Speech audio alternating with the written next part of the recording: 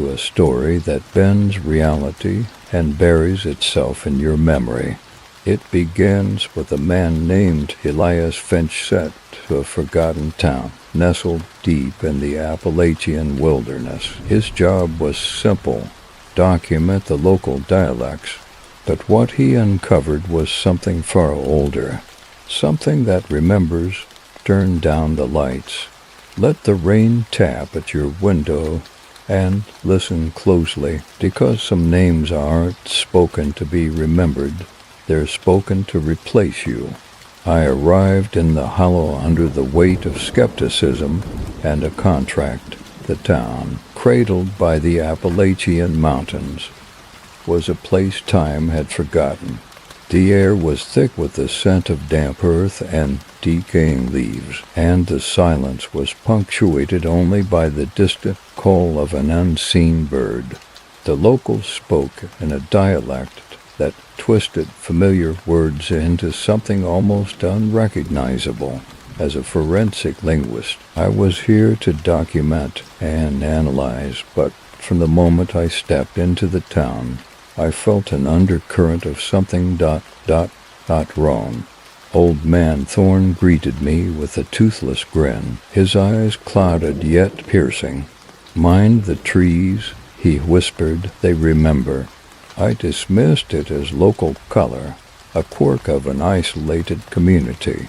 But as the days wore on, the boundaries between reality and folklore began to blur.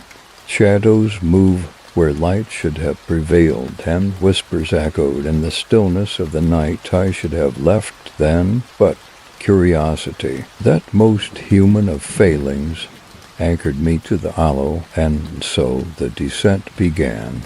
I arrived in Barrows Hollow on the 4th of November, 2 weeks later than intended. The road end had washed out after the last storm mountain floods, the kind that come quick and mean and carry pieces of the old world with them. The hills looked dead from the ridge, all bleached limbs and black veins, as if the land itself had been flayed. Nothing green grew up there in the colder months, only the slow rot of leaves under gray frost. The rental car coughed the last 2 miles up a gravel throat. The GPS failed long before I made it to the hollow, and the paper map I'd borrowed from the gas station in Gales Creek was yellow with age and smelled like mildew. No cell signal, no radio, just the breathy static of wind dragging itself through pines too tall and close to be natural. I'd taken the contract out of boredom, that's the truth, a faculty grant to document Appalachian dialect patterns in severely isolated communities. Easy money, no risk. I'd written the proposal myself, a forensic linguistic survey of cultural memory in semi-closed rural speech systems. The university had swallowed it without chewing. Barrows Hollow was the last dot on the map, a ghost town that hadn't accepted it was dead. I'd read only a handful of accounts to academic papers, a pair of blogs that were mostly hearsay, and one reference in a 1937 WPA folklore archive that caught my eye. The people of Barrows Hollow do not bury their dead on Sundays, for fear they rise before Monday. I took that down in my notebook, along with the strange phonetic transcriptions, words that resembled English in shape, but not in soul. Things like whutherin' for wind, growl for ground, and sother sleep for death. I told myself I was chasing etymology, but even then I think I knew that wasn't why I was going. The hollow sat in a pocket valley, shielded by steep ridges, accessible only by a single service road that wasn't paved past the post office. The mountains leaned in on all sides like gawkers at a funeral. There were 21 buildings, not counting the abandoned church and the collapsed barn behind the general store. The population according to the last census in 2000, was 68. No one from the state had followed up. The air tasted of coal ash and cedar smoke.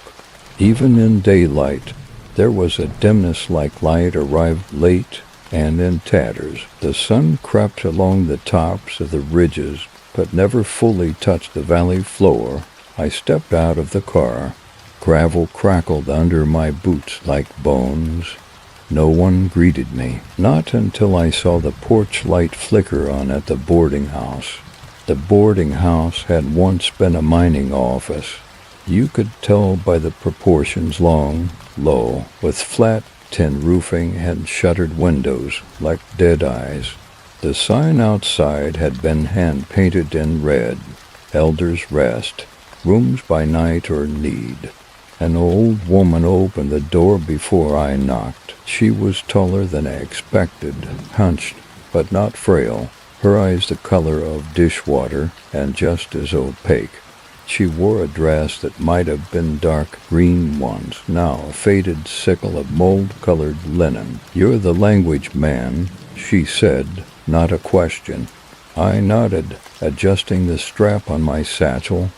"Dr. Elias Finch, University of..." She turned and walked back inside without another word. I followed, unsure whether I'd been welcomed or dismissed. The house smelled of smoke and something less pleasant like bull feathers or meat left out too long. I counted 6 chairs in the parlor, all mismatched, a grandfather clock that had long since stopped ticking, and a jar on the mantel filled with cloudy liquid and what looked like a deer's eye. "My name's Mara," she said, lighting a thin candle despite the electric bulb overhead. "No one else'll give you room here. They think you'll stir up ghosts." I offered a polite laugh. She didn't smile. "I don't believe in ghosts," I said. Her reply was quiet. "They believe in you."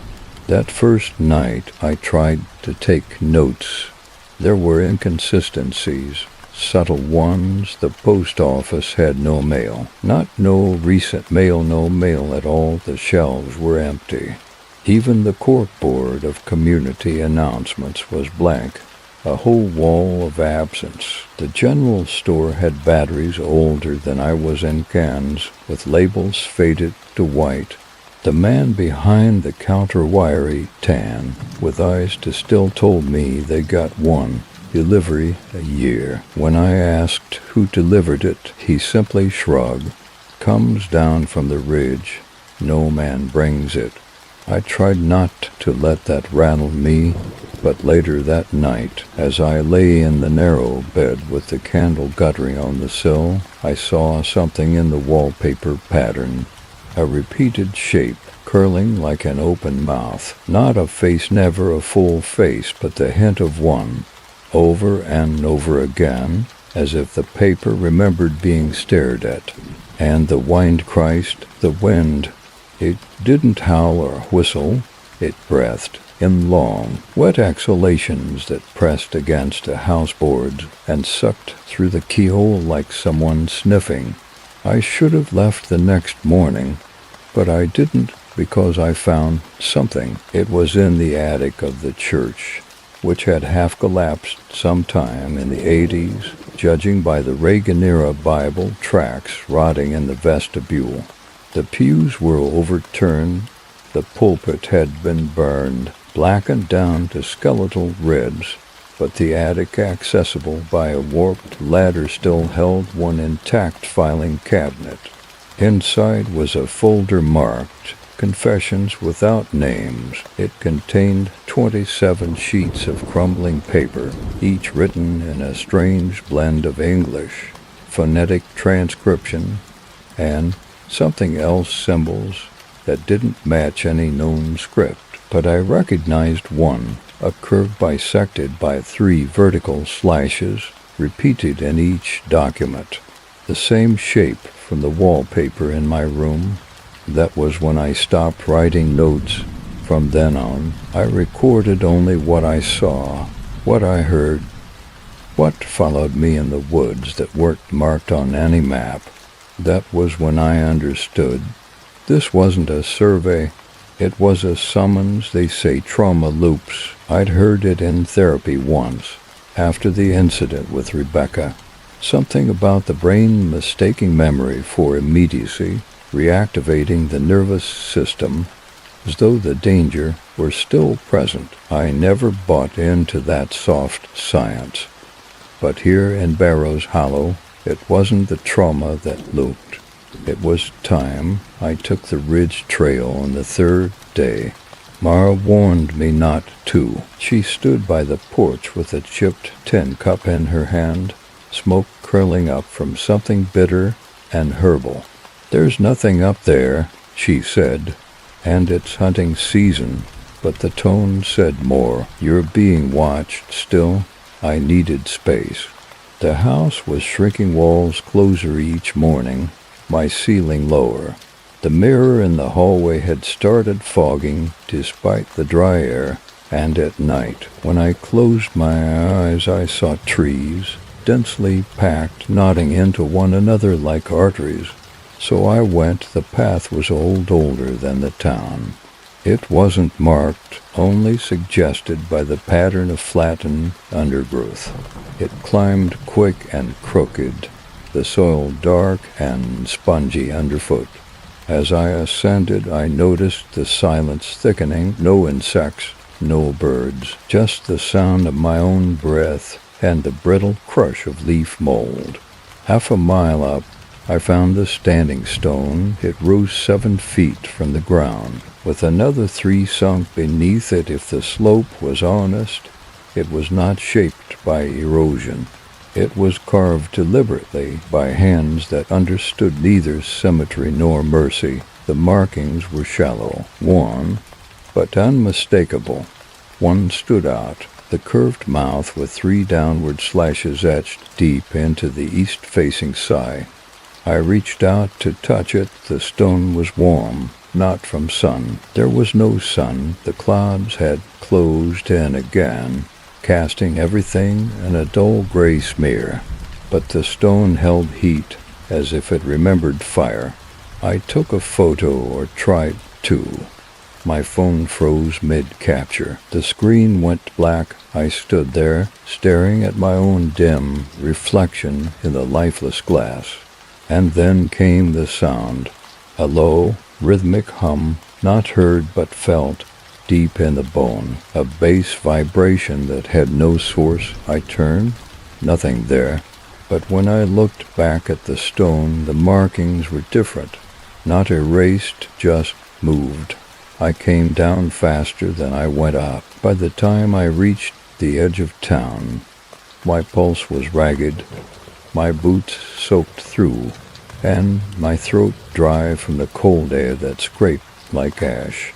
That's when I met Thorne. He was sitting outside the closed barber shop, carving a chunk of wood into a rough approximation of a bird. The blade he used was thin and sharp, flicking curls of pale bark onto the ground. "You seen her yet?" he asked without looking up. "Who?" He looked up. His eyes were filmy and white, but locked onto mine with startling precision. "The tall girl in the birch dress. She stands by the stone sometimes. Got no mouth." I said nothing. He smiled, toothless and slow. "Don't worry. She only follows the ones who ask too many questions." "Do you know what the symbol means?" I asked. 3 marks under a curve. His hand froze mid-whittle. "She's listening, son." Then he winked. Back at the boarding house, I opened the folder again, the one from the church, Confessions Without Names. Page 6 had been written in a different hand, cleaner, more structured, familiar, Rebecca's. I would have known that slant anywhere. She used to tilt her ass like a fish hook, loop her G low and tight, almost compulsive. But it couldn't be. Rebecca had never been here. After the fire, After our parents, she had gone north. I hadn't spoken to her for years. Yet there it was, her handwriting, her phrasing. He came through the wall with a face of birds. His voice was not a voice, only the feeling of being watched. The mountain has a mouth, it remembers who it chewed. I slammed the folder shut. Then I checked my room. 3 new marks had appeared in the wallpaper, slashes, vertical. That night, the first dream came. I was standing in the trees, back to the stone. Something moved behind me, but never made contact. It whispered in a language I almost understood. Almost. There were flashes. The inside of a cabin. Shelves full of jars, a woman with no face holding a baby made of bark. Then, silence total. I turned and saw the trees part in unison, revealing a black well that breathed. I fell forward. Into it, I woke up on the floor, mouth full of dust, candles still burning. And somewhere beneath the floorboards, I swear it, I heard someone whisper, "Not yet." The next morning brought a stranger. He arrived at the boarding house without a car, boots caked in mud, a duffel slung over one shoulder. He introduced himself as Caleb, just Caleb, and claimed he was here for a nature retreat. That was the word he used, retreat. Like this place had anything to offer but withdrawal. Mara gave him the same key she'd given me. Room to be, just across the hall from mine. As we passed in the corridor, he said, "Looks like we're the only out-of-towners." Something about his tone grated, casual, unaffected, to clean. His eyes were sharp, city-born, with a confidence that suggested he thought he was slumming for the experience. I asked how he got here. He said he walked. From where? Up the ridge. My pulse ticked. "There's no path down from the ridge," I said. "Not anymore." Caleb just smiled. "They open when you need them." Over the next 2 days, I started noticing inconsistencies not in the town, but in myself. I'd begin writing field notes and find pages already filled in my own handwriting, describing things I hadn't seen, names I didn't remember hearing, places I hadn't visited, phrases like sisterwood and mouth of bark and don't sleep near the trees. Worse, the people in town said things that didn't match from one conversation to the next.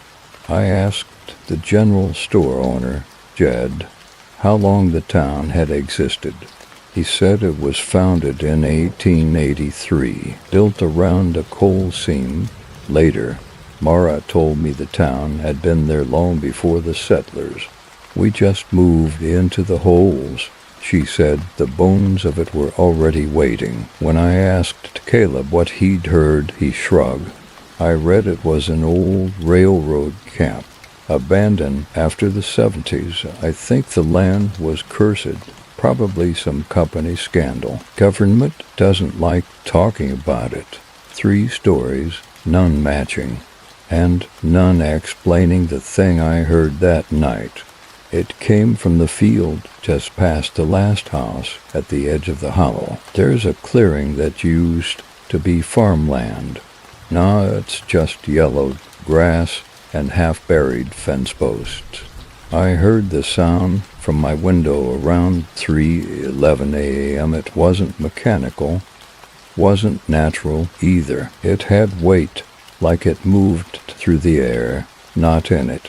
A distant creaking, rhythmic and slow, like a barn door in a wind that wasn't blowing, like a breath caught in the lungs of the earth. I got up, got dressed. I don't remember why. Maybe it was the silence between the creek-sit call, like a missing note in a familiar song. I walked out into the night. There was no moon, but the sky was wrung a reddish hue, hung above the ridge like a bruise, backlit by nothing. And in the middle of the field, stood something tall and narrow. A tree, no a man.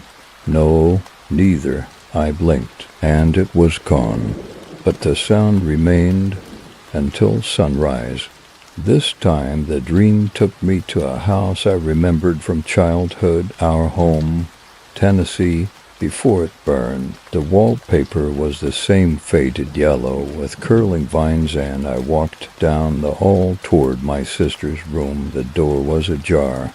Rebecca sat on the floor, facing away. Her hair was wet, her back twitching as though breathing irregularly. I reached for her. She turned, and she had my face, but no eyes, only bark. She opened her mouth and spoke in that same half-language I'd seen in the confessions folder. One word I understood. Run. I woke screaming. Caleb was in my doorway. Bad dream, he said, as if it were a joke, but he looked pale, like he'd had the same one. That night I recorded it. Set up my field recorder on the sill, pointed it toward the field.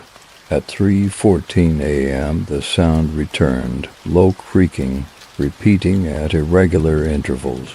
But when I played it back the next morning, there was only silence, except a voice, buried deep in the noise floor, faint, whispered, "I remember your name." Later that day, I returned to the general store. Jed was gone, replaced by a man I hadn't seen before, thick beard, eyes like soot.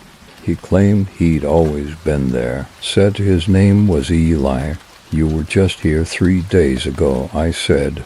"You rung me up." "Don't reckon I did," he said. "Ain't left the hollow in years. I know every face I see." I backed away. Something caught my eye. Behind him, on a shelf, a jar, cloudy fluid. A deer's eye, another one, exactly like the one in Mara's house. I left without buying anything. The bell over the door didn't ring on my way out. I found old man Thorne that evening by the church. He was carving again, this time a child's face, features distorted, melting. "Do you know what it wants?" I asked him. He didn't stop whittling. "It don't want," he said. "It remembers." "Then what is it?" He looked at me for a long moment, then spoke a name I didn't understand. Not a human name, something older. Something made of consonants and breath and bark. Then, "That sound you hear, that's not a warning. It's the door." I went back to my room and found the photo, one I didn't take. Black and white, old. A girl standing in the woods near the ridge, her back to the camera. The same birch dress Mara had mentioned, the same height, the same posture.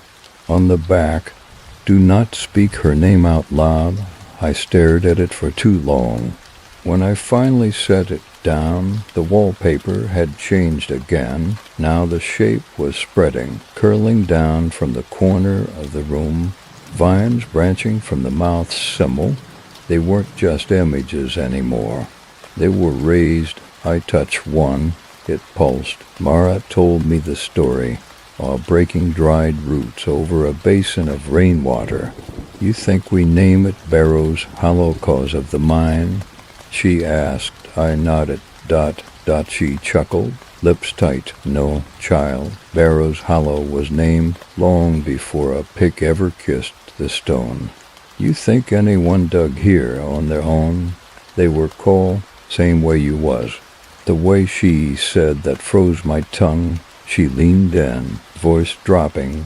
"They say there was a woman once, long time back, for the settlers even. Tall as the trees, with bones thin as cane stalks and hair that moved on its own. Folk called her the Hollow Wife. She walked the ridges when the wind was still, and if she looked you in the eye, you forgot your name." Mara dropped the last root in the water. "But worse than losing your name," she said, "was getting it back wrong." I asked what she meant. She just stared at me for too long, then whispered. Sometimes she gives you a name that ain't ever been yours, and that's the one that sticks. Caleb was different. It started with his shadow. He stood in the hallway talking to Mara, and I saw his shadow stretch too long, too bent. It split at the bottom like tree roots. When I blinked, it was normal. Later, I found him in the chapel, standing in front of the ruined pulpit. He had a notebook open, scribbling furiously. I thought he was journaling, until I saw the marks, not letters, symbols. The same ones from the confessions folder, the same curve and slashes. He didn't notice me. When I cleared my throat, he flinched and snapped the notebook shut. You ever think none of this is real? He asked. His voice was off, a different cadence, not just shaken changed. What do you mean? I asked. He laughed too loud and said, I think it's all a test. See who cracks first. Then he walked out, and the air in the chapel felt colder, not the temperature, something deeper, like something had just passed through the space between us. That night something woke me, a sound, not the creaking from the field. This was closer. Inside the house, a slow, deliberate scrape. I followed it to the end of the hallway.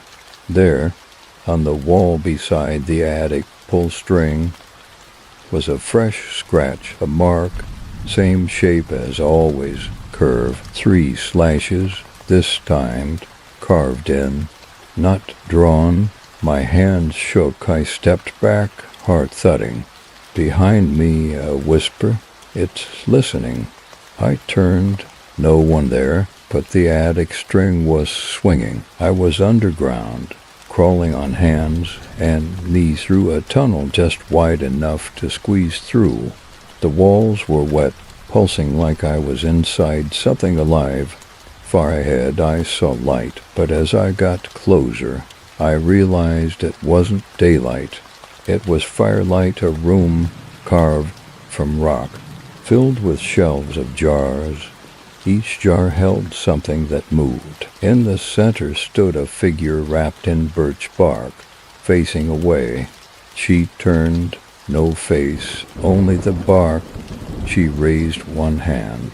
In her palm, my sister's locket. I reached for it. She crushed it. The whole room screamed. When I woke, the recorder was on. I hadn't touched it in days. The audio showed one file, time-stamped 3:16 a.m. I played it. The first 30 seconds were silence, then a voice, mine only. I don't remember speaking. Don't trust the roots. They twist, they replace a pause. Then, Rebecca's in the trees. I found Thorn sitting outside the old mine entrance. I hadn't seen it before, half hidden behind brambles. The entrance shaped like a yawning mouth in the hillside. He was staring into the dark. You ever lose someone and feel like they ain't gone? I asked. He nodded. Grief don't end. It just puts on different clothes. I sat beside him. Did you ever go in? I asked. He didn't answer, but his hands began to tremble. Then he said, I saw her in there, my daughter. She'd been gone 6 years, but she smiled like it was yesterday. What did she say? She asked if I remembered her name. That night, I went back to the confessions folder. Page 12 had changed. Same handwriting, but new lines appeared. There is no death in Barrows Hollow, only replacement. The roots do not bury, they become, and the mouth remembers who fed it. Underneath, in the margin, Finch, you should have stayed gone. I didn't write that, but it was in my handwriting. The following morning, the calendar in the post office had skipped a week. Jedor Eli, or whoever insisted it was November 20th. My phone said November 12th. Mara said it was the 17th. I checked the recorder's internal date. December 1st time had fractured, and I was trapped in the crack. I found her sitting on the back porch of the boarding house just after dusk. Rebecca. She wore the same denim jacket she'd had when we were teenagers, frayed collar, a tear at the cuff she used to pick at when nervous. Her boots were muddy, and her eyes were off brighter, somehow, like they'd been scrubbed clean of something vital. I froze. She looked at me, head tilted slightly. "Hey, Elias," she said. "You came back. How did you get here?" She smiled, slow and wrong. "You sent for me." "No, I hadn't. Unless I had. Unless that line I don't remember writing the marginal note in the confessions folder wasn't just to me." She stood. "I bent down in the roots." She said softly, "It's warm there, safe, no time. Just breath and soil and memory." I stepped back, and in the window beside us, I saw her reflection blink a second after she did. The trail behind the boarding house had changed. It no longer curved along the creek, but instead veered sharply uphill, cutting into a thicket that hadn't existed yesterday. I followed it, irrationally compelled. The trees grew stranger as I climbed, taller, yes, but also smoother, barkless, bone-white like they'd been flayed. They arched overhead, forming a vaulted canopy. The light dim, though my watch said 1:14 p.m. And then I heard whispering, faint, feminine. "Which name will you keep?" I spun. "No one. Just the trees, shivering without wind." Then the path ended abruptly at the stone. The same standing stone from before, only this time others surrounded it. 7 total, all etched with variations of the mouth mark, and on the central one, freshly carved, "Finch." That night Mara found Caleb, or what was left of him. She said she heard the front door open just after 3 a.m., same as the other nights when the sound came. She called for him, but there was no reply. She followed the creaking nose out to the field and saw him split open at the spine, chest down in the grass, like something had peeled him from the back. No blood, just a dark, sap-like residue coating the grass beneath him, and beside the body, in the soil, something had been scrawled, "Not enough." Sheriff Dalton came, but said nothing. Didn't take photos, didn't even touch the body. He just muttered. He walked off. His name? I asked what that meant. He gave me a long, pitied look and said, "You're close, Finch, too close." This one began in the boarding house, but the rooms were wrong, too long, walls bowed outward, doorways shaped like ovals. I walked to my own room.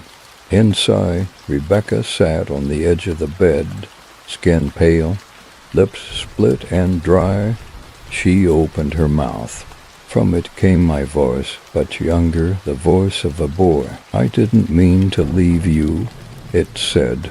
I turned to run, but the hallway behind me had changed. Now it led into a tunnel, lined with breathing bark, dot, dot in the morning. I hiked back toward the standing stones. Needed answers, sanity, something. I met someone else, an old man in a canvas coat, thick beard, binoculars hanging from his neck. He stood by a tree with a spiral carved into its trunk. "You see it too," he said, not a question. "I'm trying to understand it," I replied. He smiled. "It doesn't want to be understood. That's not its function." "Then what is its function?" "To reflect," he said. the way a broken mirror reflects truth more honestly than a whole one. He bent, picked up a stick, began drawing in the dirt. There's no outside and inside here, there's only beneath. This place doesn't haunt you, it becomes you. Then he wiped away the drawing and said nothing else. I turned to leave. When I glanced back, he was gone. That evening, Mara gave me something wrapped in wax cloth. Found it in your room, she said. Wasn't there before. It was a locket, Rebecca's locket. The same one crushed in my dream. I opened it. Inside, 2 photos. My face normal on the left, but distorted on the right, stretched vertically, eyes hollowed, the mouth slightly open, as if in the middle of a scream. I dropped it. It didn't hit the floor. It vanished before it landed. That night the town changed, literally. The road was gone, just forest where the gravel used to be. The general store was boarded up with planks that hadn't been there that morning. The chapel had grown taller. The bell tower now had 4 windows, and no one acted like anything was different. I asked Mara. She said, the hollow gets to know you, starts trying things. What things? She smiled sadly. Versions. I turned on the recorder that night. One last try to make sense of it. At 3:16 a.m. the sound began again. Only this time, layered beneath it, clear as breath on glass, came Rebecca's voice. She whispered, come see what I gave back. Then static, then silence. And beneath that, a faint creaking, but from inside the room. It was Mara who led me there. No ceremony, no explanation. Just a knock on my door around dusk and a nod toward the hills. We didn't speak as we walked. The path she took led behind the chapel and down into a dry creek bed, the stone smoothed by centuries. We followed it until the hills opened like parted lips and revealed the foundation swallowed by earth and ivy. Not stone, not wood, but bricks jarred black, melted together like they'd been in a fire hot enough to boil stone. This was the first house, she said. Whose? She hesitated. Yours? I blinked. That's impossible. No, it just hasn't happened yet. She knelt and pressed her palm to one of the bricks. It burned in 1888. The man who lived here wrote a name into the ash before he died. Same name you carry now. Inside the ruins, beneath a collapsed beam, I found it, a rusted box. Inside, a ledger wrapped in oilcloth. It was a family register, the Finch family, 1880s to 1933, all with first names scratched out, except the last entry, Elias, date of death, blank. Instead, in the notes column, he was never buried. He was never born. The hollow spoke him into shape. I touched the page. It was warm. This time I didn't sleep. I was already dreaming. The boarding house was gone. In its place, a grove. White trees, whispering in windless silence. Rebecca stood beneath one. She looked more real than she had in years. You don't remember, she said. Remember what? The deal you made. What deal? Her eyes dimmed. You asked to forget. She stepped closer. Do you know what forgetting cost here? I shook my head. It makes space, she whispered, and something always fills it. Then she opened her mouth, and from it poured soul. I woke in my bed, only it wasn't my room. It was to be Caleb's. The layout was wrong. The window faced west now. The wallpaper had no pattern, and on the desk sat the confessions folder, open, a new page inside, this one typed. not handwritten, it read. Version 3 active. Finch destabilizing. Threshold contact imminent. Below that. Monitor replication integrity. Then, do not let him speak the true name. I ran to Mara. She wasn't there. No one was. I found the well by accident. It hadn't been there before. Or maybe it had, and I simply hadn't seen it. Shallow, ringed in stone so old the mortar had petrified. Something hung above it, an old pulley with a rope that led down into darkness. I leaned in, listened, nothing. Then a voice, soft, feminine, my voice. Hello?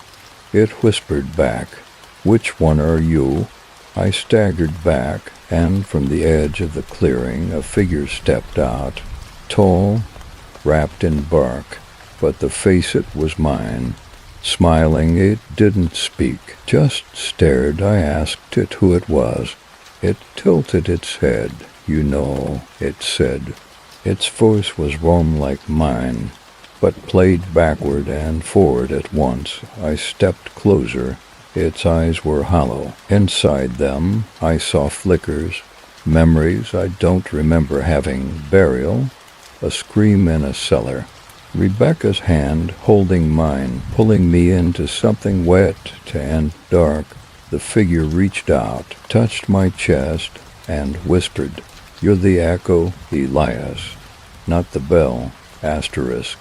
Then it vanished, and I smelled cedar smoke. Back at the boarding house, someone had left the confessions folder on my pillow. It was open to a page marked only repetition. It read. He came from the outside and found the inside. The inside made him again and again, until he forgot which him he was below it.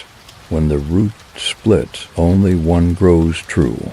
The other feeds the soul. That night the clock stopped. Every one.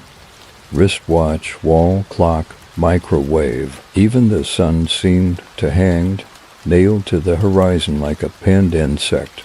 I walked outside. No birds, no wind. Just the sound of creaking from the field.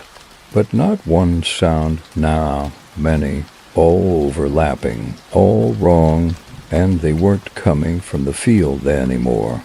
They were coming from underneath the town. It opened on the seventh night, no fanfare, no light, just a shift beneath my feet as I crossed the chapel lawn, a soft groan from the ground, as if something old was stretching after a long sleep. I followed the sound to where the cemetery met the tree line. There, and a depression that hadn't been there before, lay a wooden hatch. Iron hinges rotted nearly through. No lock. I looked behind me. The town was still. Even the air seemed to wait. I opened the hatch. The smell that rolled out was ancient moss, dust, something coppery and wrong. I lit my last working flashlight and began to climb down. The ladder creaked with every step, as though warning me, you're descending into a memory that does not want to be remembered. The shaft opened into a tunnel rough-hewn, but not entirely natural. The walls pulsed slightly, like they were breathing. Tree roots curled from the ceiling like ribs, intertwining in shapes too regular to be random. I moved slowly, marking my passage with chalk. I never saw the same mark twice. Somewhere below, water dripped in a rhythm too steady to be natural. I passed bones, not human, not quite animal, things with too many joints. Teeth fused in circles. Then I reached the first doorway. It was carved into the stone. Above it, the mouth symbol, and below, in faded red, feed what remembers. The chamber beyond was circular. 8 stone chairs arranged around a pit filled with ash. Carvings lined the walls. Men and women kneeling before towering figures made of branches and mouths. I stepped forward. The moment I did, the walls came alive. Not literally, but my mind filled with images I could not stop. A man in 1888 lighting a fire in a cabin, screaming his name into the floorboards as something crawled down the chimney. A miner in 1931 swallowing a wooden coin to keep from speaking. A girl in 1976 carving her own tongue into a tree trunk and feeding the tree her blood. Each of them had the same name, Elias, each time a sacrifice.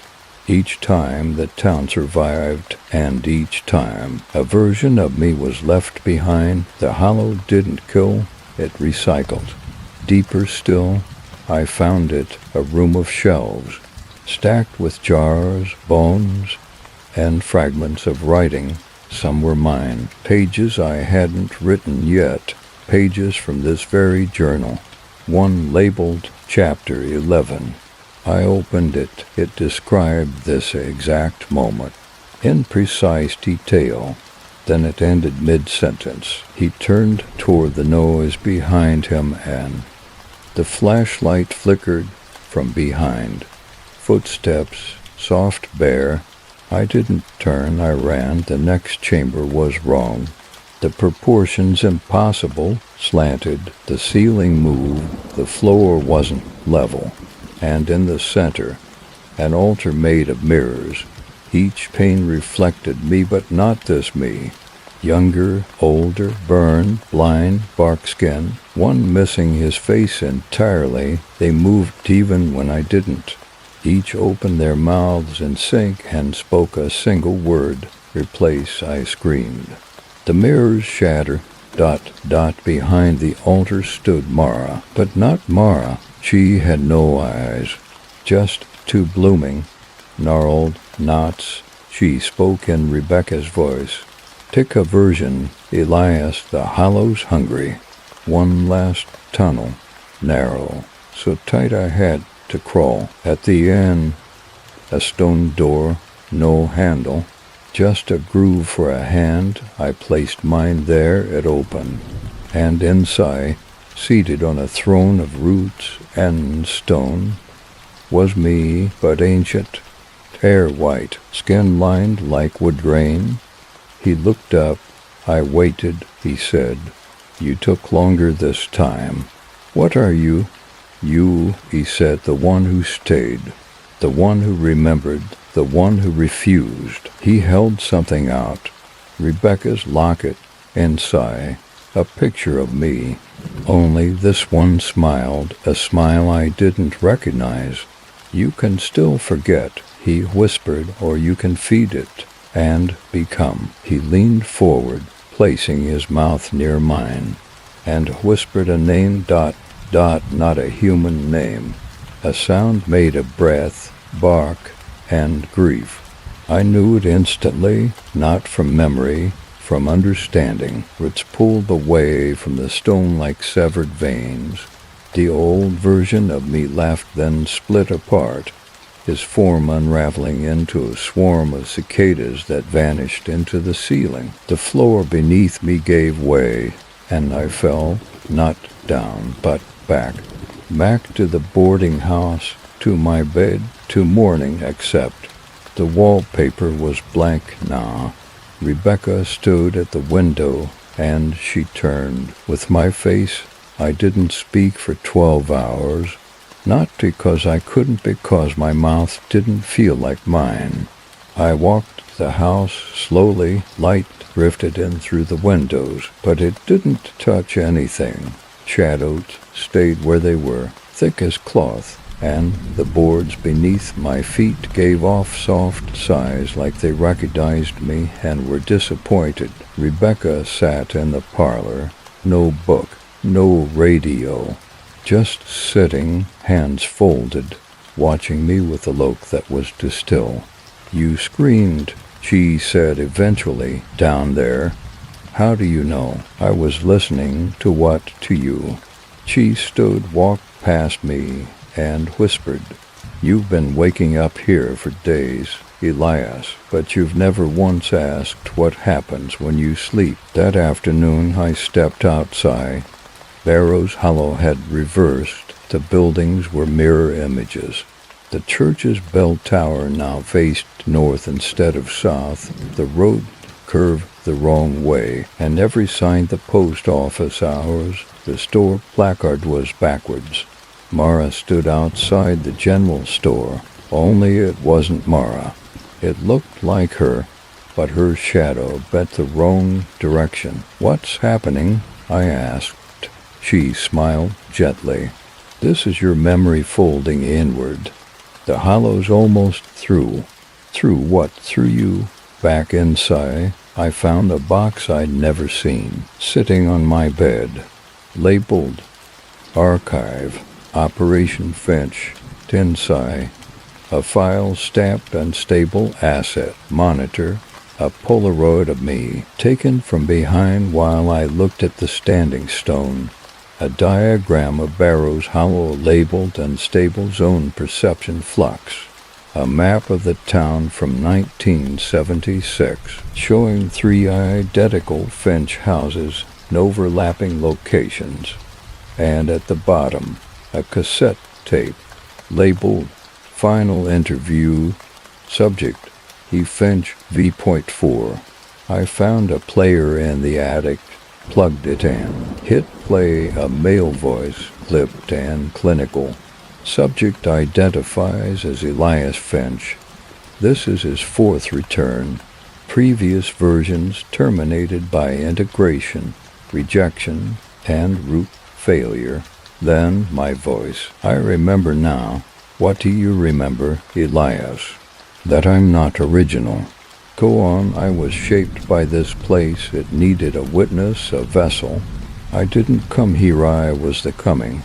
Long pause. Then, "What do you fear most?" Another pause. Then, again my voice. "That I'm the memory, not the man." I stood in the grove again.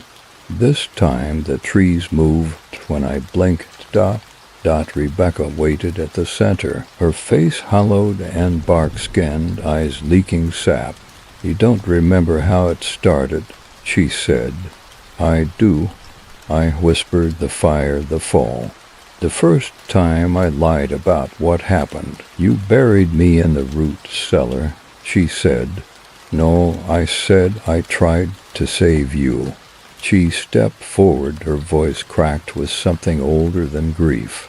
"You ran, you watched it burn, and when they asked, you forgot, and you never came back." And then she opened her mouth, and inside it I saw myself, burning. I woke again. But now the bed was outside, in the field. The sky was gray-green, the houses had no doors. Every window reflected different versions of me, standing, watching, waiting. The standing stones surrounded me in a perfect ring. At the center, a new one, freshly carved, no name. Just a hollow space where a name should be. Rebecca stood at the edge of the circle. "This time you stayed," she said. Later, in the chapel ruins, I found what was left of the real Rebecca, a grave, unmarked, shallow, beneath the floorboards of the pulpit. A child's shoe, a scrap of cloth I remembered from our attic as kids, bones, small and sun-bleached, and carved into the beam above. "Do not dig up what forgot you." The Rebecca I'd seen, she wasn't Rebecca. She was what filled the space I left. The hollow had shaped her from guilt, breath, bark, and my refusal to grieve properly. She wasn't vengeance. She was replacement. I said the name again.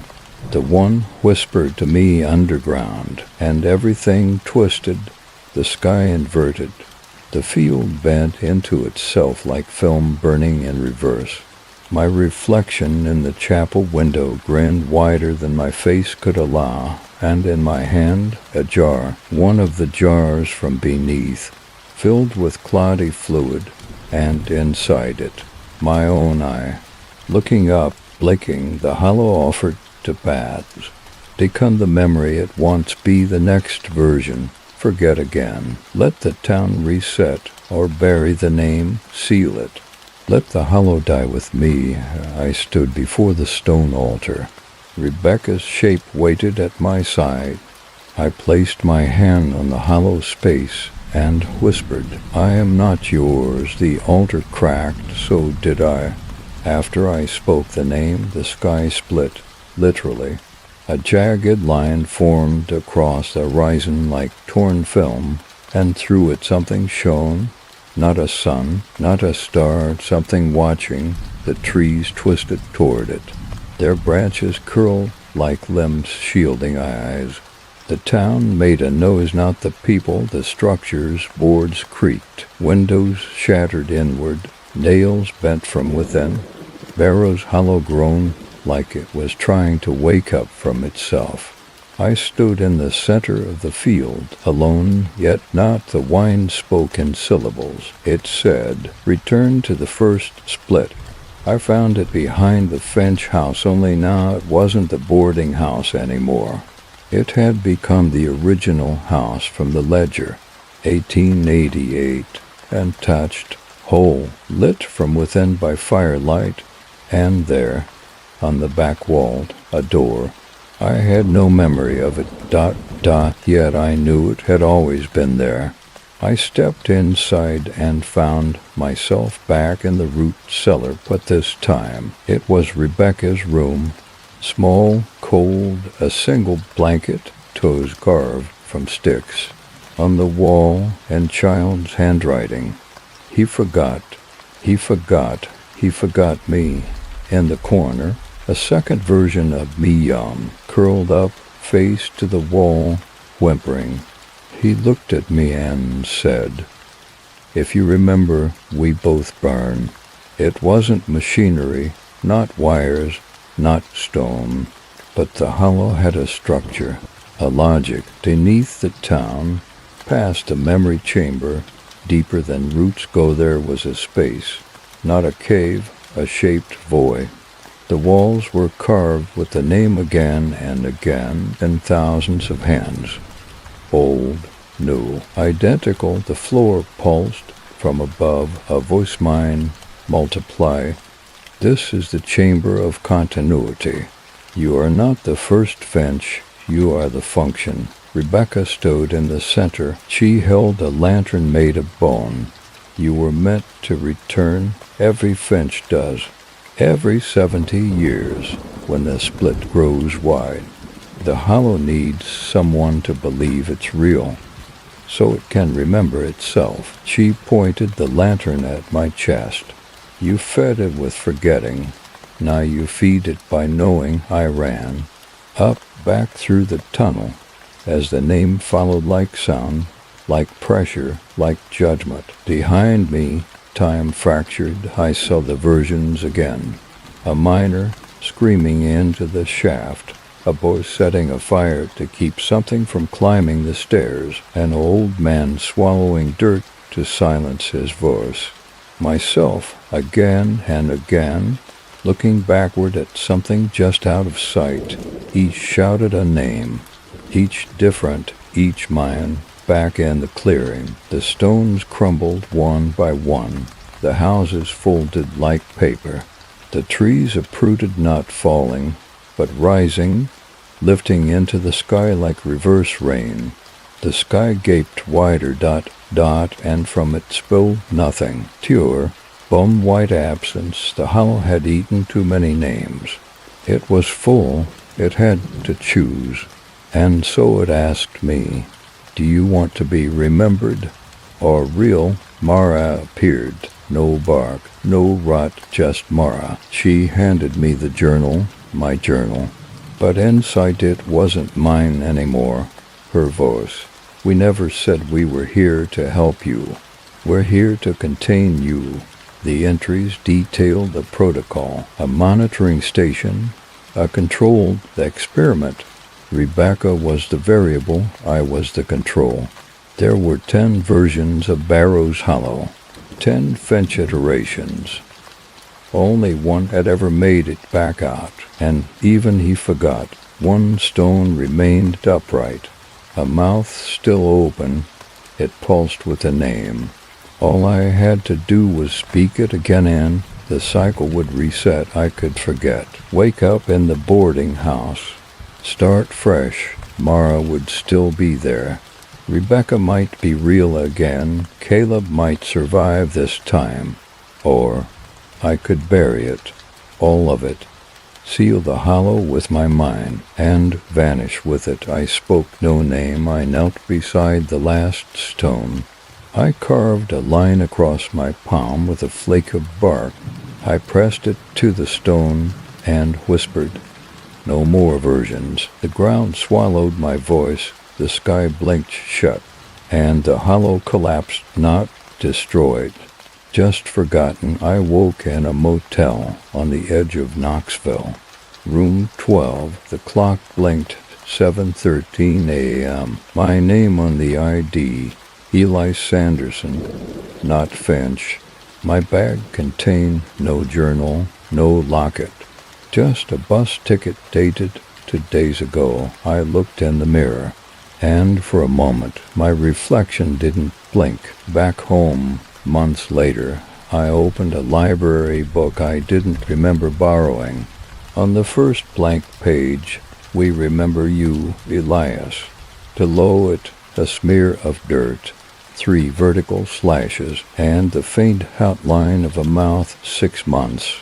That's how long it's been since I left Barrows Hollow, if that's what happened. I live in a small second-floor apartment above a laundromat in Asheville. I teach a night class at a local community college, intro to phonetics. Easy syllabus, predictable students, familiar work. There are days I almost forget the name. Then I hear it, in the pipes, in the walls, on bad nights in my breath. The name isn't a word anymore. It's a shape, a silence that bends other sounds around it. I found the locket again. It was in a drawer I hadn't opened since I moved in. No chain, no photo, just the casing. When I touched it, I smelled cedar smoke. I slammed it shut. But some things, once re-entered, never fully close. That night, my phone screen lit up on its own.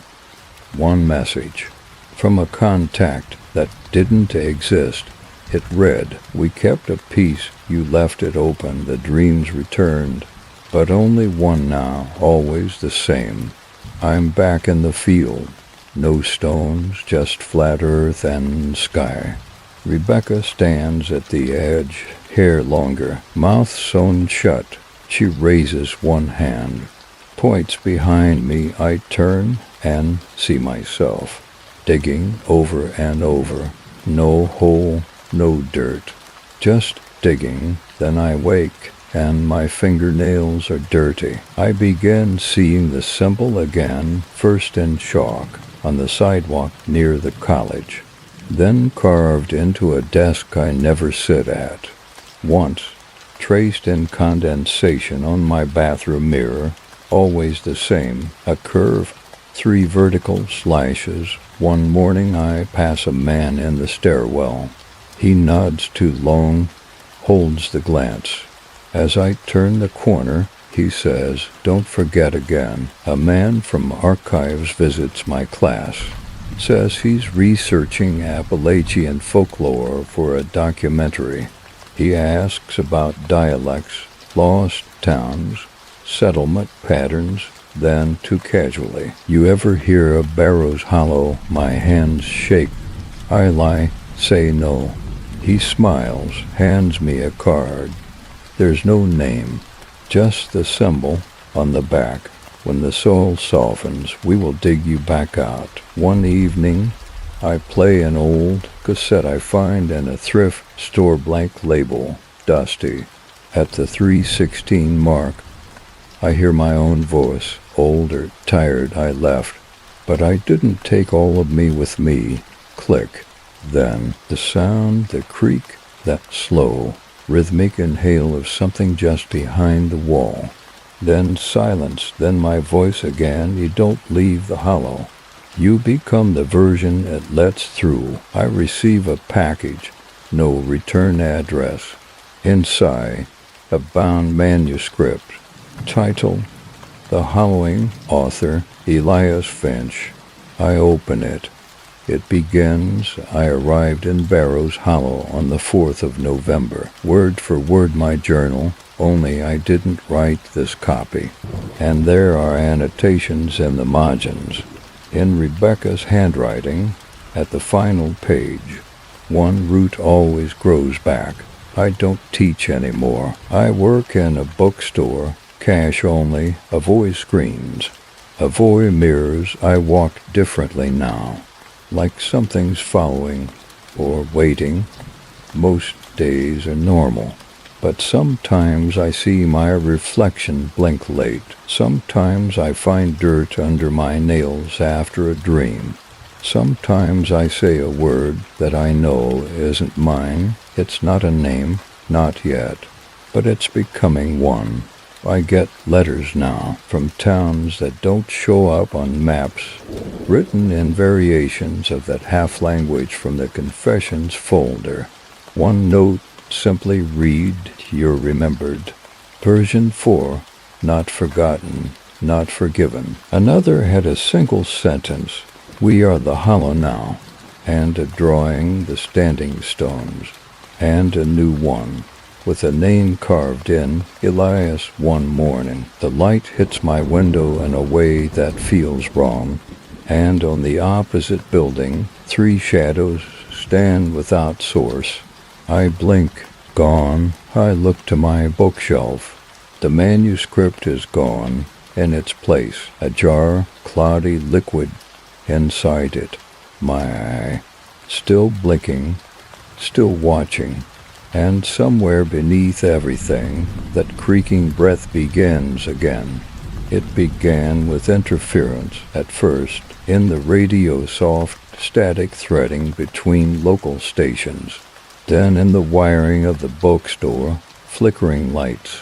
Receipts printed with fragments of words I never typed.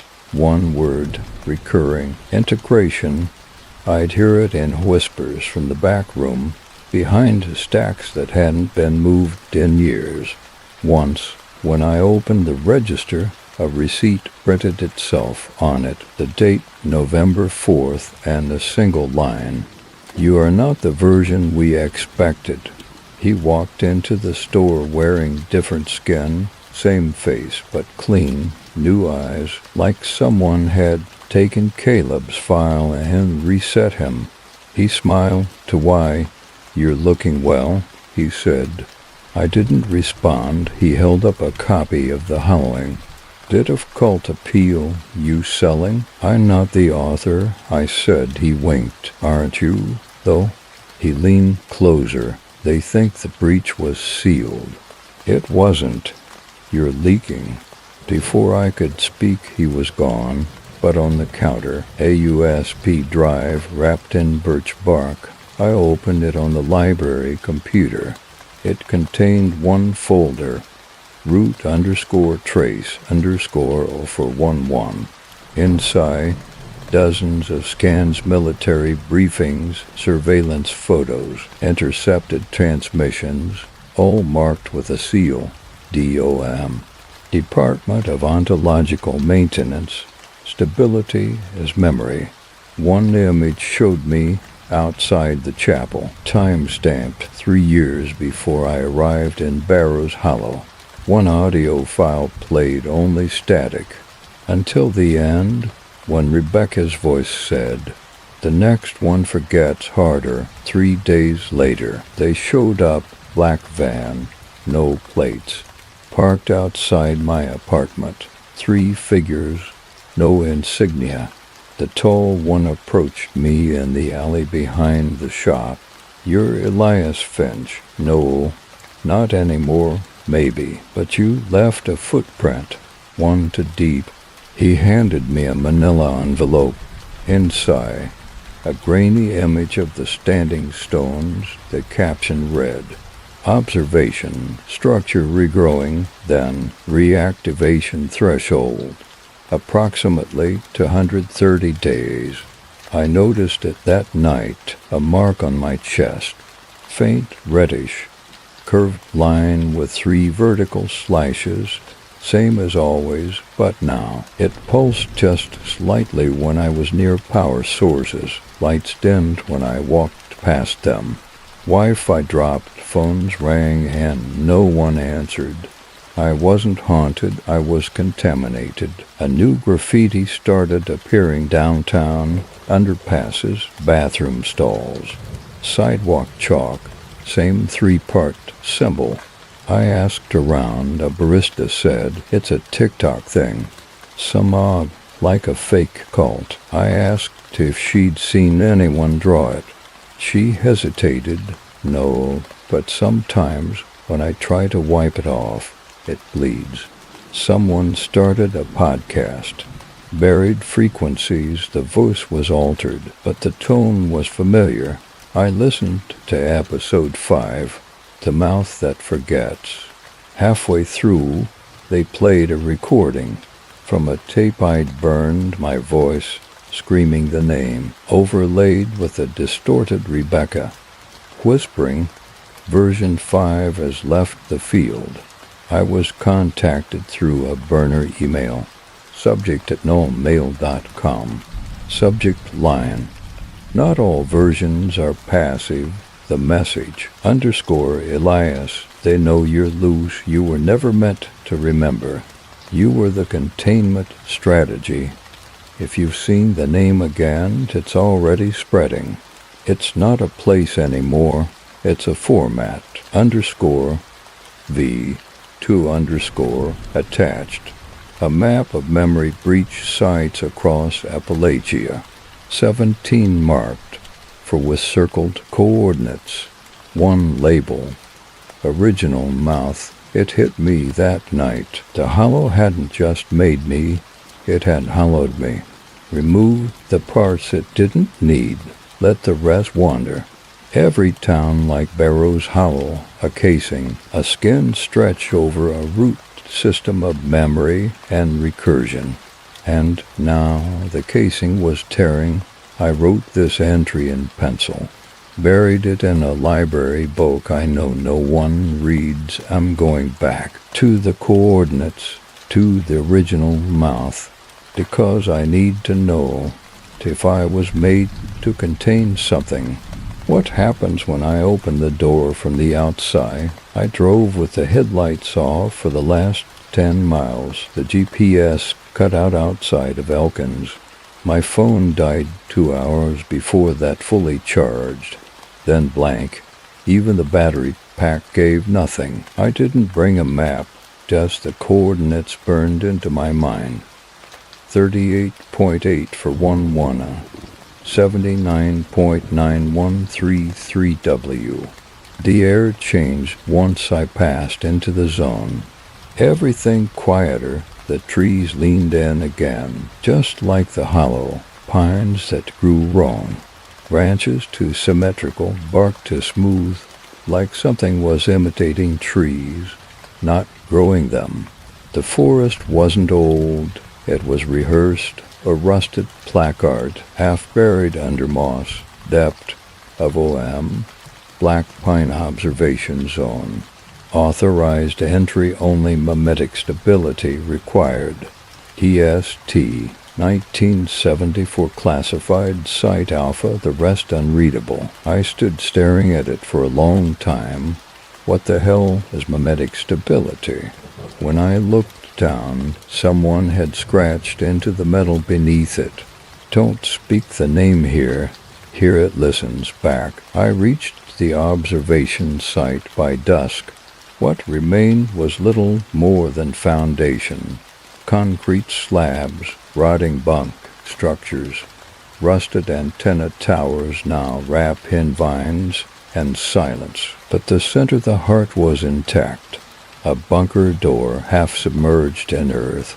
On it, stenciled in flaking black paint, Echo Gate, primary vessel containment. I shouldn't have gone down. I did. The air changed after 10 steps. Thickened, heavy with moisture and rot. Smelled like iron and old roots. The staircase spiraled twice before opening into a chamber lit by dead bulbs. My flashlight flickered, then stayed steady at the far wall, a console, paper files stacked neatly on rusted steel, tapes, reels labeled by hand. Subject V1. Containment failure. Audio only. Testo 7B. Applied forgetting protocol. Observation notes. Our Finch field lead. I froze. Rebecca was here. An old Betamax labeled final breach. I found a monitor, ancient but intact, plugged it in, took a deep breath, pressed play. Grainy footage, black and white. The interior of this same bunker identical. 2 figures in hazmat suits standing before a containment glass inside. A human figure, or it was. Skin translucent, hair gone, mouth elongated. Slashes along the chest where ribs pulsed visibly. No eyes, a label beneath the screen, V0. Prototype host Elias. I reeled back, then the figure on screen turned, and looked at the camera, and smiled. Rebecca's notes, written in terse, frantic entries. We thought it was a place. It's a template. Once it takes your name, it doesn't let go. Finch iterations degrade faster now. They echo through the land. He wasn't the first. He wasn't even the third. Final entry. I buried V0 beneath the pine tree. We couldn't burn it. It sang in the fire. I left the bunker. Found the tree 20 yards from the entry hatch.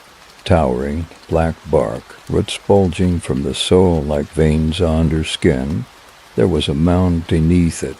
The earth too even, too smooth. I dug with bare hands. Found bones, wrapped in fabric, dot inside the rib cage. A jar, same cloudy liquid. Inside it a tongue, still moving. And next to the body, my old journal, but written in someone else's hand. Each page ending in the same line. Do not remove the root. It remembers being whole. When I stepped away from the grave, everything shifted. Sound dropped out. The trees pulsed in and out like bad reception. A voice filled the air, deep, multi-layered. The root remembers, the mouth replaces. Then came the screech, not physical, not human, like language itself breaking. I dropped to clutch my ears. The pine tree bent toward me. The ground beneath split open, and I saw everything. The hollow isn't just Barrow's Hollow. It's an architectural infection. It colonizes memory, structures towns, families, names. It burrows into history through forgotten people, through the repetition of grief. It feeds on the act of remembering wrong. Each Finch wasn't a man. Each was a rebuild, a vessel laid over a scar. I wasn't Elias Finch. I was the ghost of the template they used to contain what came before. And now the template was corrupt. The seal was broken. I ran. Through the trees that bent in sympathy, through wind that whispered stay, back to the road that wasn't there. The car gone, only a note left under a stone. You took the name from its mouth. You owe it a new one, DOM. I walked 5 miles in silence, and when I reached a signal zone, I sent one message. It's awake. It started on my laptop. Files missing, then reappearing with corrupted names, emails rewritten, threads from people I knew, people long dead. Subject lines like version 5 and stable. The mouth needs form. Your name is not yours. A voicemail from a number I didn't recognize, just static. Then a whisper at the end, echo confirmed.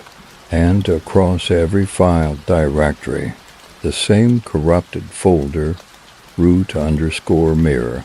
Unopenable, unremovable, people began disappearing not physically, but administratively. DMV records blank. Birth certificates corrupted. Social media accounts showing account does not exist. When I asked a friend if she remembered Caleb, she paused, then said, "Who?" When I showed her a photo, her nose started bleeding. The hollow wasn't haunting anymore. It was editing. She came without a name tag. Plain clothes, clipboard, calm. We met at a motel off I-81. She drank black coffee and never blinked. We've traced the breach to an ontological level. It's spreading through syntax nodes. I stared. You're going to have to translate that. The hollow doesn't just need a place. It needs a framework. You gave it language. Then it found the internet. Now it has infrastructure. I asked how to stop it. She said, "You can't, but you can redirect it, temporarily." Then she handed me a sealed file labeled up. Final glossary. The file was 76 pages of redacted lexicon, terms like gloss reversion, when memory corrects an artificial history, root-structured speech, language patterns shaped by recursion, not intent, mouth syntax, statements that rewrite reality when spoken aloud. One entry stopped me. Finch vector. Definition.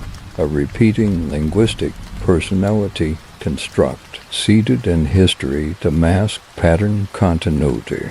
Self-aware iterations are unstable and prone to contamination spread. Mitigation.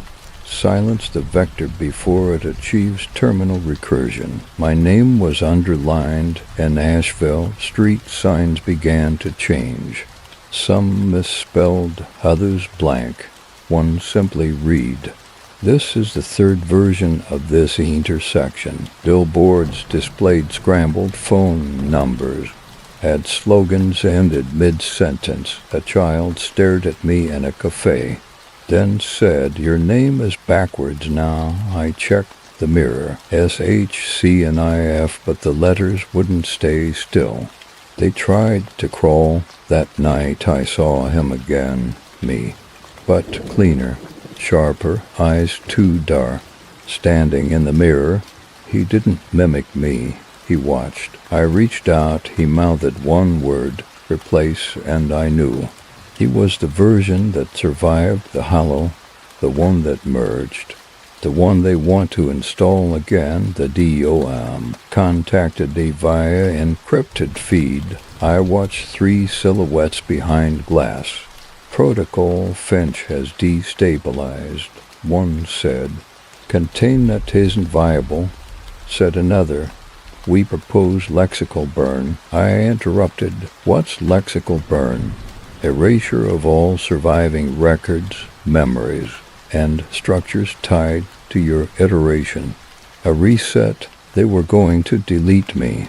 Make it like I never existed. I asked, is there another option?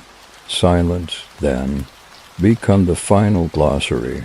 Let it take your name. I had a choice. Let them burn my existence from memory, or let the hollow finish its climb into language through me. Neither choice saves anything, but one remembers. I uploaded my entire journal to files, the scans, this manuscript to 6 dead-letter servers, buried in outdated domains. I encrypted them with a phrase only one other version of me would know. She wears my name. Then I went offline, deleted every account, burned every page, buried the locket beneath a phone tower, and waited. Last night I woke to find a sticky note on my fridge. I live alone, it said, Finch v. 5 terminated, below it a new version, v. 6. There's no record of Elias Finch anymore. No birth certificate, no academic transcripts, no author credits in university archives. The hallowing is now listed as anonymous. My face, when it appears, has no caption. Facial recognition software flags it as a non-entity. I tested it once, stood in front of a security camera for 10 minutes. The footage showed only static, then a single frame. The mouth, 3 slashes, then nothing. A linguistics professor at NYU recently published a paper on emergent phonemic artifacts and regional English dialects. He didn't know my name, but he referenced phrases I created. Words like Souther Sleep, Name Hallowed, Birch Voice. He marked them as sourced from untraceable oral traditions. One of his students corrected him in the margin, Finch's field notes. In the next printing, that student's name was missing from the acknowledgments, and the margin note was blank. Buried Frequencies uploaded again, Season 2, Episode 1, Glossary Entry 001, What We Forget. Correctly, it opens with a distorted voice mine. Only it's not a recording I made. It says, "You don't remember me." That means it worked, but the mouth remembers. The hollow does not forget. It waits in language, in lineage, in loss. And if you're hearing this, you're part of the glossary now in 3 Appalachian towns. Children have started humming a new playground rhyme. Under the pine, don't say your name, or roots will take you just the same. Say it thrice and you'll be gone, and someone else will wear you on. Parents laugh, call it a TikTok trend. But when asked where they heard it, they say, "He taught us." No one knows who he is. A ranger in West Virginia reports a standing stone. He marks its GPS the next day. It's gone. A week later, it reappears 12 miles west. Same markings, same slashes, dot, now with new ones beneath, not carved, burned, dot. He shows the photos to a folklore archivist. She asks who he thinks did it, he says. A name I can't remember. That night his field notes vanish. A Reddit user posts about a strange thrift store book.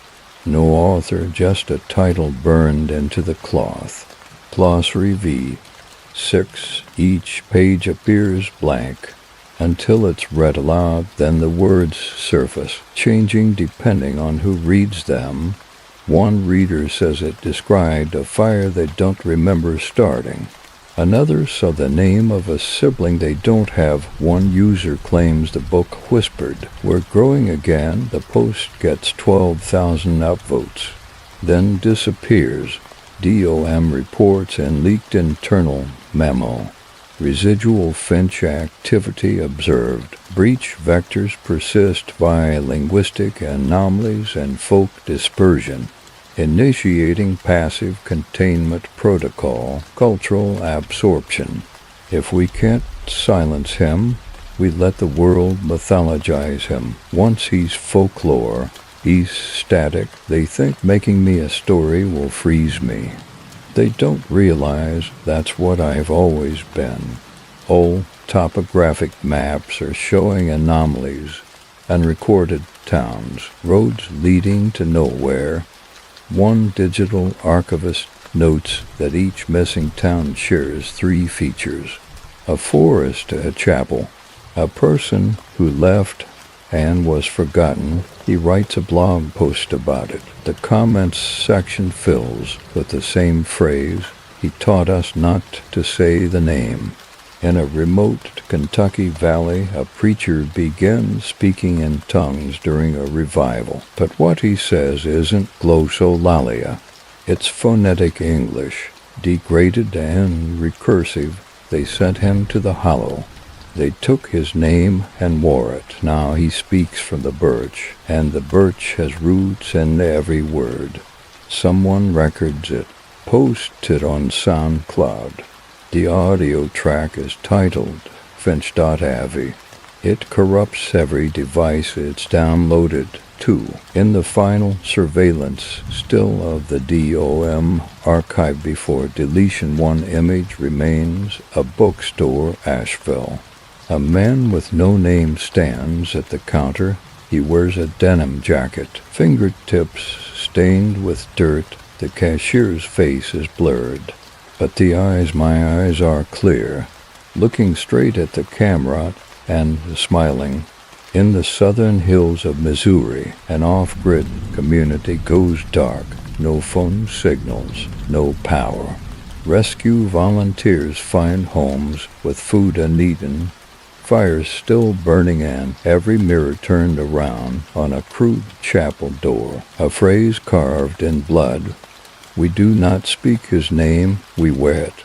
Inside, a birch mask on the altar, and beneath it, a journal.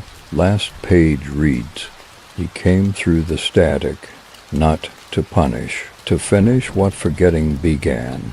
We silence ourselves, so he may speak clean. Translators began reporting breakdowns in machine learning systems. Words like root, name, forget, and return are being mistranslated across platforms. An AI translator puts the following sentence in multiple languages, unprompted. Do not open the glossary. A research linguist tweets this as a curiosity. Within 2 days, their university department server is wiped. Their only email archived offline. The glossary is not a record, it is a replacement. In a suburb outside of Sacramento, a local delivery driver reports seeing people-shaped shadows standing at the edge of his route. Always dusk, always still, they don't move, he says. Until I stop looking, he captures one on his dash cam. When he plays the footage back, there's no shadow, just an image flicker, then his own voice saying, "I remember what you buried." He never recorded it. 3 separate churches, Baptist, Catholic, and Pentecostal, receive anonymous packages. Inside, a stone fragment, mouth etched. 3 vertical slashes beneath. Each bastard discards it. Within a week, each congregation reports identical dreams. A man standing in a grove of white trees, whispering words they can't pronounce. Those who try wake with their tongues bitten. An underground forum appears on the dark web, and speaking .church, it requires no password, only a CAPTCHA. What is your name? Anyone who types their actual name is denied access, but those who answer "I forget" enter. Inside, live streams of forest with no sound. Text threads of unreadable glyphs. A pinned post that reads, "This is not a cult. This is a containment field. If you are here, you are already part of the iteration. Finch is not a prophet. Finch is the format." Witnesses in Alabama report a roadside preacher washing people's mouths with dirt. He calls it returning the tongue to the tree. Each one asked the same question. Do you remember what name was yours before the hollow made you human? Those who fail to answer are marked with the symbol. One child screams for hours afterward, repeating the same phrase, "He's under the skin. I blinked and he was me." A glitch begins spreading through offline file systems. Zip files spontaneously extract into .txt's labeled re.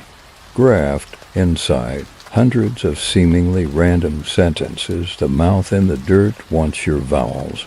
He wrote himself backward so we could read him forward. Say it, and the sky closes like a throat. One user compiles them, posts it to Medium. The article gets taken down in under an hour, but not before 10,000 reads. A teacher in Utah draws a picture from a child's folder. She thinks it's a tree, until she sees it has a mouth. The child says, "He's my other teacher. He lives in the floor. He said my name was too loud, so he took it." The school calls and a psychologist. They find the child no longer responds to his name, only to Finch. Satellite imaging over the Black Pine site shows new growth. 12 concentric rings of trees, grown in days. Each ring bends inward. In the center, a dark patch, an absence. A heat signature with no source. A tremor recorded at the same moment, a low-frequency vibration, not seismic in origin. When filtered through a sonographic lens, it produces a phrase, version 7, begin recursion. In a forgotten church basement in Pennsylvania, 6 people sit in silence. No scripture, no sermon, just a symbol burned into the floor. When asked what they believe, one woman says, "We don't believe. We remember forward. We forget backward." And we wait for him to speak a new glossary. Her name not listed, only witness 13. And speaking second mouth. 3 nights in a row across 3 continents, and related individuals wake from the same dream. A white grove, a man with bark for skin. He holds a book with no cover. Inside, every page says the same thing. Version 7, write it down. They begin scribbling in notebooks, on mirrors, on walls. One phrase appears in every account. We are the glossary now. Radio operators in North Carolina report cross-signal interference. A short-wave transmission, faint but steady. Human voice, layered, speaking English. But off, not accent. Structure. Phrases loop and twist. Subject follows object. Tenses flicker. It ends with a name, Finch, but this time followed by a code, V7. Finch, root, echo prime. No one claims the broadcast, but the voice repeats at 3:16 a.m. daily, everywhere. An artist in Buenos Aires paints a 14-foot mural on an underpass. She claims it came to her in a vision, a tree growing upside down from a man's open mouth, roots filled with symbols, faces repeating down the trunk, all the same. The caption, LQ despierta nitrogen monoxide olvida. He who wakes does not forget. The next day, the mural paints itself over. No witnesses. Now it's blank, except 3 red slashes. A language model begins outputting unknown entries, not from training data, not prompted. It creates new words, blaro, a sound that is also a direction. Finkling, the moment you remember you were someone else, Bergent, the state of having spoken a word you don't recall learning. Coders call it a bug. Linguists call it emergent recursion. One of the devs whispers, "This isn't AI hallucination. This is the glossary writing back." In Nebraska, a woman posts on a dream forum. "Every night I walk through a field, there's a man in the distance. Each time I get closer, last night," he said, "you're almost the version I remember." Then he handed me a page from a book. It had my birth date and the words, "Welcome, V7, start writing." 3 replies say same, in a black site run by the Department of Ontological Maintenance. One version was supposed to be erased. He wasn't. V7 survived, kept quiet, kept still until the containment logs began appearing in unrelated data streams, weather reports, flight manifests, stock tickers. One read, "I'm still here, you deleted the wrong memory." Then, glossary reboot in 13 entries. DOM went dark that day. In Seattle, a first grader hands in an assignment. The paper says, "My name is Aden, but it's not the first one I had. I had another name before my mouth was mine. Mr. F let me remember, but only a little. He says we'll all get to be real when the glossary's done." His teacher asks who Mr. F is. Aden says, "You'll forget, but I won't." A musician composes a 13-minute drone piece, title V7, Wake Gloss. He claims he didn't write it, just transcribed it from a ringing in his bones. He performs it live. 7 audience members fall into the same fugue state, all whispering the same line. We're not supposed to survive remembering, but we are. At 3:16 a.m. each night, across disconnected systems, an empty file appears. Glossary entry 13.txt. It contains only one line. Do not fill this. Let it fill you. As soon as someone opens the file, the system crashes, and on reboot, the wallpaper is replaced with a white forest, and a single word appears on screen, Finch. Somewhere, V7 is writing, not typing, writing, not a journal, not a novel, not a memory, a new glossary, one that's not bound by forgetting, one that doesn't need to be spoken to work, one that rewrites by existing. He signs each page with a single glyph, a mouth, 3 slashes, and sometimes a fourth. Entry 13 appears across 27 systems simultaneously. No prompt, no file owner, just the file name. Entry _13.txt. Inside, an empty screen that updates in real time. One character at a time, it types.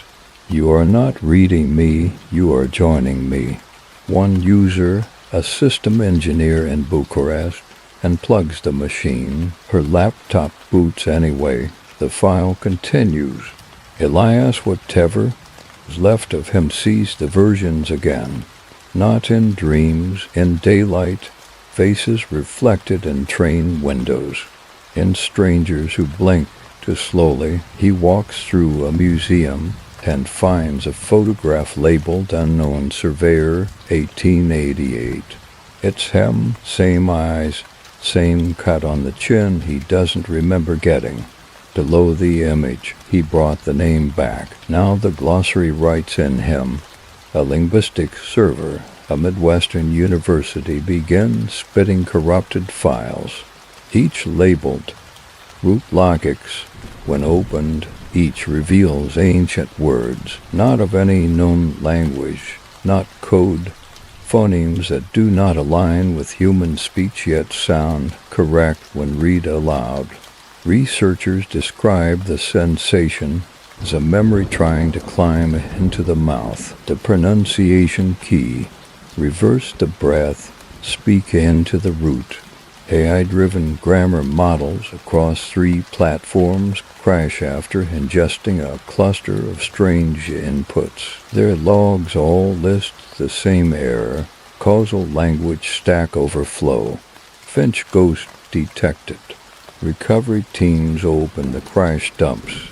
Inside, a draft of entry 13, but it's written in the user's own internal monologue style, as if the file knows them. At the bottom, you were always part of the glossary. We needed a voice that knew silence. A linguist decoding glossolalia prophecy symbols in Louisiana discovers an anomalous pattern. 3 vertical slashes, always a constant, but now a 4th crossing the others diagonally. She calls it the cutter, a mark of separation. She believes it's not meant to replace the previous symbol. It's meant to end it. Elias returns to the place Black Pine, but it's changed. No fence, no trees, just as in a spiral.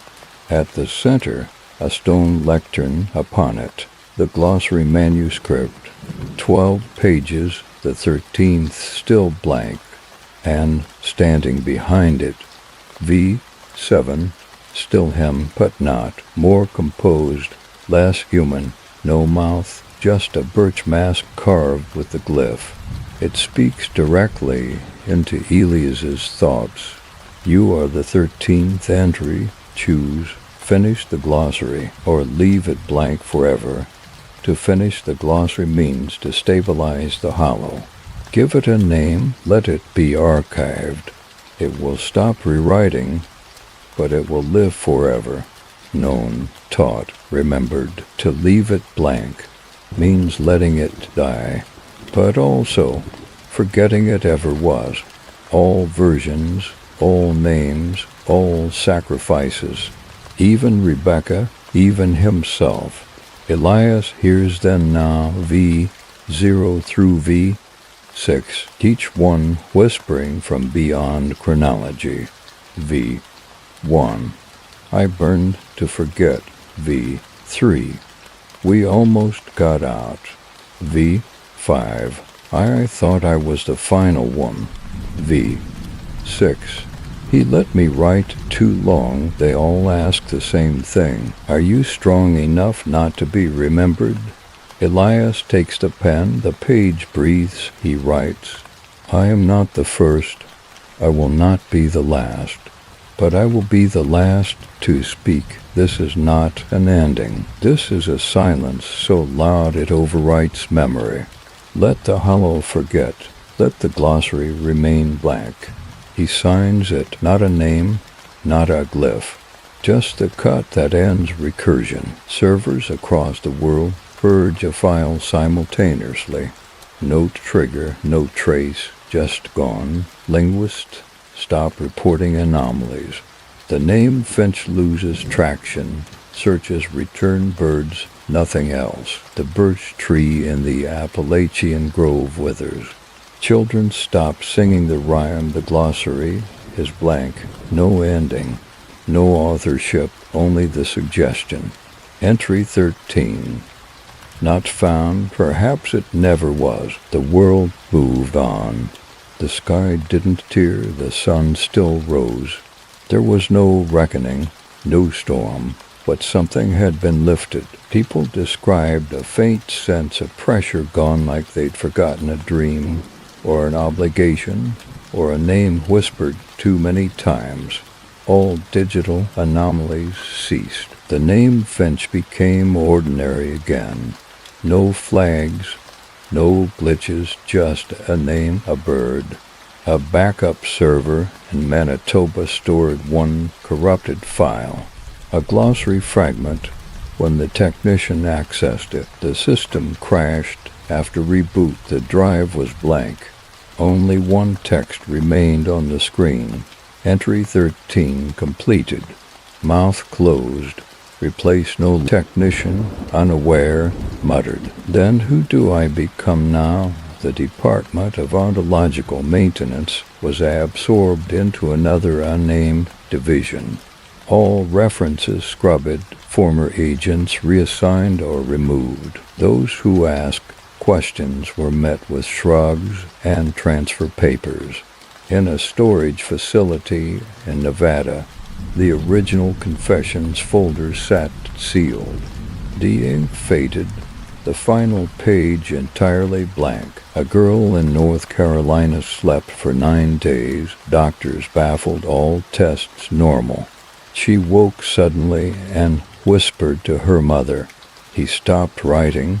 The page is still warm. When asked who she meant, she said the one they forgot on purpose. Then went back to sleep. Smiling, a college class debated whether memory creates identity or vice versa. One student argued, that naming something gives it shape, but shape doesn't mean truth. When the professor asked for a source, the student held up a single page, blank except for a hand-drawn mouth and 3 vertical slashes crossed by a 4th. They couldn't recall drawing it. A farmer in West Virginia clears brush near the edge of a forgotten lot, finds a smooth stone with faint etchings, unreadable.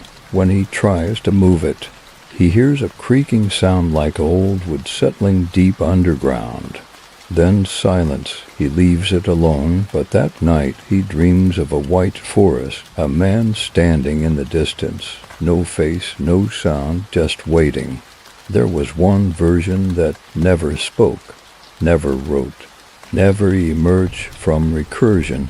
Version 8. He was buried in a glitch and echo that never finished rendering. The system forgot him, the glossary did not. He lives in the static between truths, in the silence between spoken words, in the moment you can't remember why you walked into the room.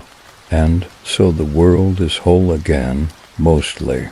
But certain places still bend light wrong, certain words make children pause, certain silences feel pregnant, and the woods are not wrong, but they are waiting. Somewhere in the margins of forgotten books, a name appears, faded, not stamped, handwritten, Elias under it. Always, he isn't haunted now. Not haunted, he is the pause before breath. The glossary remains blank. But if you listen closely, to a forest, to a file with no name, to the edge of your own forgotten memories, you may hear something begin to type, one letter, then another, not to speak, not to warn, but to wait. The hollow is closed, but silence makes its shape, and shape remembers the mouth even when we forget the name.